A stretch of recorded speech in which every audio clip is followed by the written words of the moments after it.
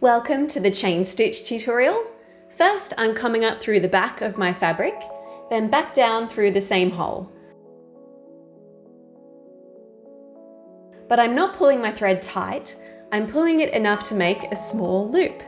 I bring my needle back up through the fabric where I want the end of my stitch to be. The loop is around my needle. I pull the thread through and tighten the first loop. You can keep this very soft if you want a thicker chain or pull it tighter for a thinner chain. I come back down through the last hole I made and the cycle continues. Leaving a small loop, bringing the needle up from the back to make the end of the stitch, tightening the chain. Then back down through the fabric, leave a loop, bring the needle up, a few more stitches, and tighten.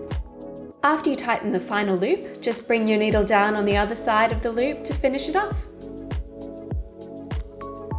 And there's a chain stitch.